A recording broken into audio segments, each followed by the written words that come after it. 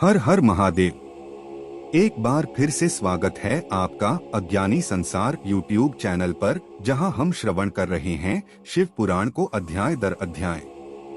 अब हम प्रारंभ करते हैं शिव पुराण भाग -7, शिव का प्राकट्य और ब्रह्मा विष्णु को वेदों का ज्ञान।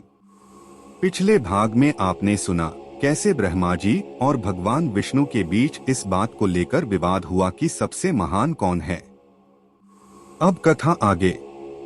ब्रह्मा जी ने कहा, नारद, हम दोनों की स्तुति से प्रसन्न होकर भगवान श्री सदाशिव प्रकट हो गए। उनके 5 मुख 3 नेत्र थे। ललाट पर चंद्रमा, सिर पर जटाएं विराजमान थीं। गौरवर्ण नेत्र, सर्वांग भस्म से लिप्त 10 भुजाओं वाले नीलकंठ भगवान अत्यंत दिव्य दिख रहे थे। सुंदर मस्तक पर भस्म त्रिपुंड लगाए हुए थे। उन करुणाकार महेश के वाम अंग में सुंदर भूषणों से भूषित शक्ति शिवा विराजमान थीं। भगवान श्री सदाशिव के इस दिव्य स्वरूप को देखकर हम दोनों गदगद हो गए। हमारे नेत्रों से प्रेमाश्रु बहने लगे। हम दोनों प्रेम में इतने खो गए कि कुछ समय तक बोल भी नहीं पाए। फिर स्वयं को संभालकर हमने निवेदन किया, भगवान, मूर्खता के कारण जो शत्रुता हुई वह हमारे लिए कल्याणकारी सिद्ध हुई। आपके दर्शन से आज हमारी प्रसन्नता की कोई सीमा नहीं है। हम दोनों ने अहंकार और अभिमान त्याग कर भगवान सदाशिव को अपना स्वामी माना और चरणों में नतमस्तक हो गए। तब भगवान सदाशिव ने मुस्कुराते हुए कहा, हे ब्रह्मा, हे विष्णु, ध्यानपूर्वक सुनो। तुमने मोह में फंसकर युद्ध किया, लेकिन मैं चाहता था कि तुम मेरे भक्त बनो। इसलिए मैंने तुम्हें नहीं लड़ने दिया और अपनी ज्योति प्रकट कर परिचय दिया। जब तुम जान न सके तब लिंग स्वरूप में प्रकट होकर दर्शन दिया। अब अहंकार और अपेक्षा त्याग कर वह कार्य करो जिसके लिए मैं तुम्हें कहता हूँ। इतना कहकर भगवान महेश ने अपनी श्वास द्वारा हमें वेदों का ज्ञान प्रदान किया। उन्होंने 5 मंत्र बताए जिनमें समस्त विद्याएं विद्यमान थीं। पहले हमें पुराणों की शिक्षा दी गई जिनके अक्षर वेद माने जाते हैं। फिर वेदों की माता गायत्री की व्याख्या की जिसमें 24 अक्षर होते हैं। फिर महामृत्युंजय मंत्र और फिर चिंतामणि मंत्र की शिक्षा दी। हम ये सब सुनकर अत्यंत प्रसन्न हुए और दर्शन में लीन हो गए। हमें वही सुख प्राप्त हुआ जैसा सर्दियों में धूप से या कामी को पत्नी प्राप्त होने पर होता है। तब भगवान बोले, हे श्रेष्ठ देवो, तुम दोनों की भक्ति देखकर मैं अत्यंत प्रसन्न हुआ। ब्रह्मा, मैं तुम्हें सृष्टि का स्वामी बनाता हूँ, प्राणियों की सृष्टि करो। और हे विष्णु, तुम सृष्टि का पालन करो। वेदों को देखकर मुझे पहचानो और उचित रीति से कार्य करो। वेद मेरा रूप हैं और वाक्य मेरी आज्ञा।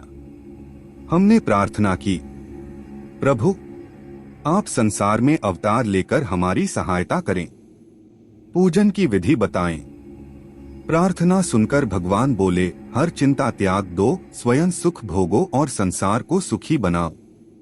जैसा मेरा लिंगरूप पूजन कर तुमने दुख दूर किया है, वैसे ही अन्य लोग भी करें। लिंग का अर्थ है संसार के लय होने का स्थान। जब कोई कष्ट आए, मेरे लिंगरूप की पूजा करना। मेरी पूजा करने वाले के सभी कष्ट दूर हो जाते हैं। समय आने पर मैं स्वयं अवतरित होऊंगा। उस समय मेरा नाम रुद्र होगा। मुझ में और रुद्र में भेद मत करना। समस्त सृष्टि में मैं ही व्यापक हूँ। फिर भगवान सदाशिव ने वो रहस्य बताया जो वेदों में भी नहीं मिलता। मैं सनातन हूँ, शिवरूप हूँ, मूलभूत सत्य स्वरूप और अनंत हूँ। रुद्र रूप में तामसी गुण जानो, वह वैकारिक है पर वास्तव में तामसी नहीं। ब्रह्मा सृष्टिकर्ता, विष्णु पालक और रुद्र संहारक होंगे। उमा ही प्रकृति है, वह ब्रह्मा को सरस्वती, विष्णु को लक्ष्मी रूप में प्राप्त होगी और स्वयं शिव को अपनाएगी। तीनों देव अपनी शक्तियों सहित मेरा पूजन करेंगे। मैं उन्हें चिंताओं से मुक्त कर दूंगा। अब तुम आयु का विवरण सुनो। ब्रह्मा का एक दिन 48,000 युग, रात भी उतनी ही। 30 दिन का महीना, 12 महीनों का एक वर्ष और 100 वर्षों की आयु। ब्रह्मा का 1 वर्ष विष्णु का 1 दिन, विष्णु का 1 वर्ष रुद्र का 1 दिन, रुद्र का जीवन भी 100 वर्षों का होगा। फिर मेरे शिव एक श्वास से 6 उच्छ्वास और निश्वास बनते हैं। 60 पल की एक घड़ी, 60 घड़ी का दिन और रात।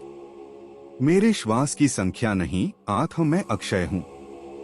यह कहकर भगवान श्री सदाशिव ने हमारे सिरों पर हाथ फेरा और अंतर ध्यान हो गए। अगले भाग में आप जानेंगे, जब ब्रह्मा जी को सृष्टि की रचना का कार्य सौंपा गया तो कैसे हुई सृष्टि की पहली कोशिश और क्यों रही वह असफल। क्या ब्रह्मा जी ने शिव जी के बताए लिंग पूजन को सही रूप में अपनाया और कौन सी गुप्त शक्तियां प्रकट हुई सृष्टि के प्रारंभ में। अगला भाग सुनना न भूलें, शिव पुराण भाग 8 में। यदि आपको यह कथा सुनकर आनंद आया हो तो कृपया चैनल को लाइक, सब्सक्राइब, शेयर करें और बेल आइकन जरूर दबाएं ताकि अगला भाग आप तक सबसे पहले पहुंचे। और हर हर महादेव बोलते हुए जुड़े रहे हमारे साथ अगले अध्याय में। हर हर महादेव।